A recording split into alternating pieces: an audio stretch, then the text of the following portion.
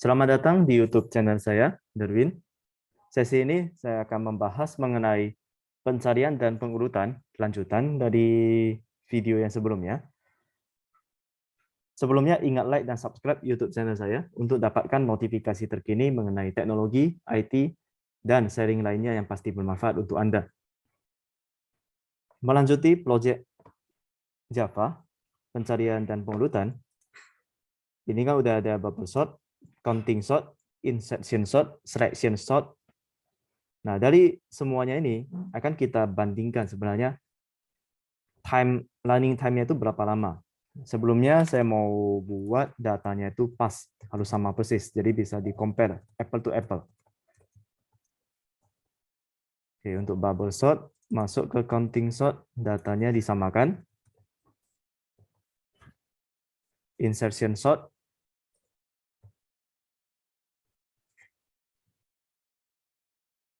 selection sort. Oke. Kita tes dulu, jalankan sekali masing-masing.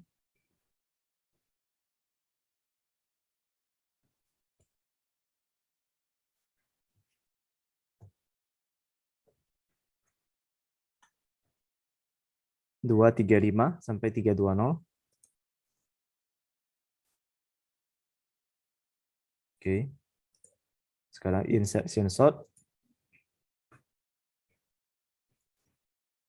selection sort. Oke, pas. Tadi terlihat untuk bubble sort lebih lama. Lama di awal ya. Oke, nggak apa-apa. Untuk memastikan, maka kita butuh angka kuantitatifnya. Kembali ke bubble sort. Metode utamanya itu adalah di sini bubble sort. Bagian tengah, ini tambahkan satu variabel int runtime sama dengan 0. Satu aja dulu. Ini anggap aja 1 detik.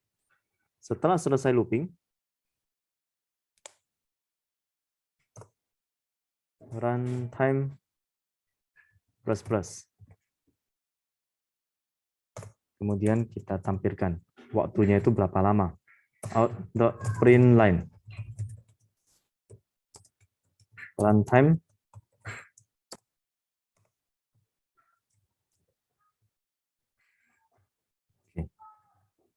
Sekarang duplikat ke counting sort. Counting sort, metode utamanya adalah count sort. int runtime sama dengan 1. Masing-masing looping harus increment. Maksudnya dihitung runtime-nya berapa lama.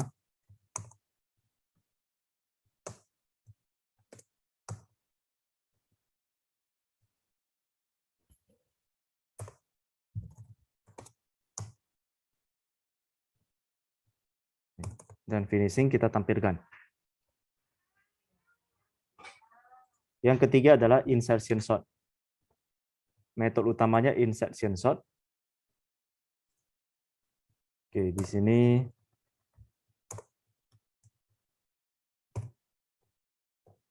runtime 1. Runtime plus. Selesai dari proses ini, dicetak berapa lama runtime. Dan yang terakhir, selection sort. int runtime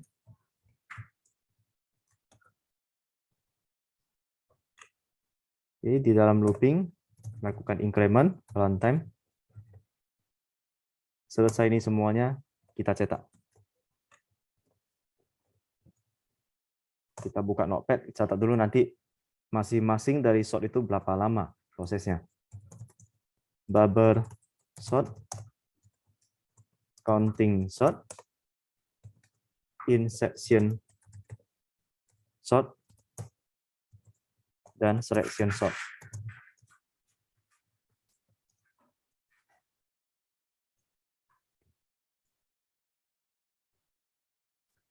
Bubble sort total dia butuh 22 detik.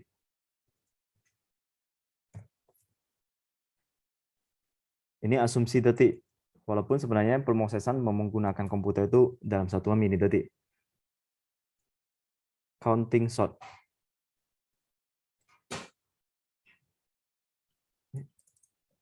Nah, ini counting sort ya. 340. Kalau insertion sort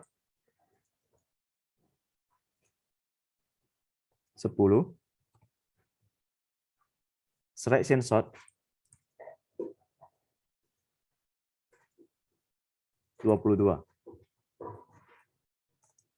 Kita buat lagi versi berikutnya. Misalnya saya ganti angkanya, ada angka yang sama, kemudian ada minus.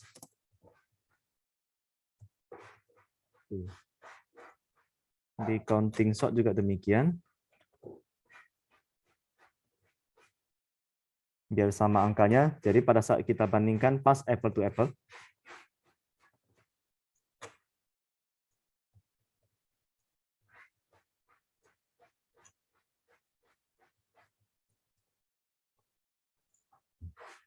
kita mulai lagi. Dari bubble sort,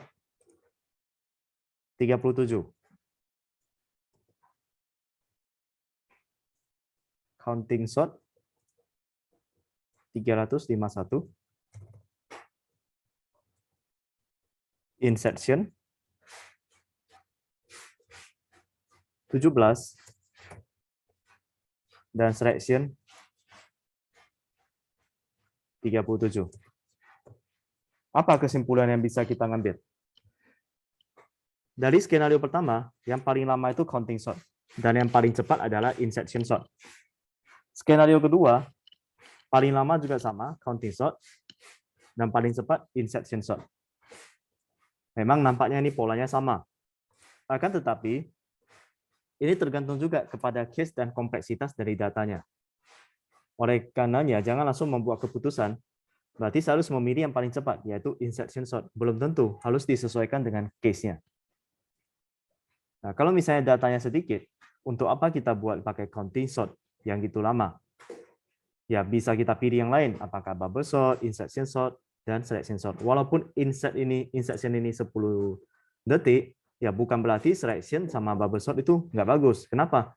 Karena ini 22 termasuk cepat. Sebenarnya 340 kategori cepat. Hanya saja karena ini nggak ada satuan, kita melihat counting sort itu paling lama.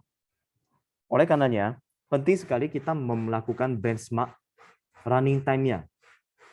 Dan kalau memang di dalam masing-masing dari algoritma ini mau dilakukan kustomisasi sedikit, itu diperbolehkan. Dengan catatan, kita harus pahami terlebih dahulu algoritmanya, cara kerja dari algoritma tersebut. Sebagai tambahan, memang dari setiap bahasa pemrograman telah ada function bawaan, baik itu untuk sort ataupun search, pencarian ataupun pengurutan. Contohnya ini, dalam bahasa pemrograman Java telah tersedia yang namanya correction. Nah, jadi dia langsung lakukan looping sendiri ya. Oh, sorry, saya ulangi. Ini kan udah ada objeknya. Jadi saya definisikan dulu datanya, kemudian tinggal pakai aja nih. Apakah perintah seperti ini harus saya hafal? Tidak usah, tinggal di Google aja, kita udah dapatkan. Berarti dia melalui perantara correction. Dia udah collect datanya, buat dalam bentuk tulis, habis itu sort. Sort untuk masing-masing selesai. Nah, di sini for each ini merupakan, ya bisa dibilang looping minimalis dan sorting minimalis dari looping biasa, looping for yang biasa. Ini hanya 3 baris. Dan tentunya prosesnya pasti lebih cepat. Seperti itu. Demikian sharing saya mengenai pengurutan dan pencarian part 2. Semoga bermanfaat. Saya Darwin, terima kasih.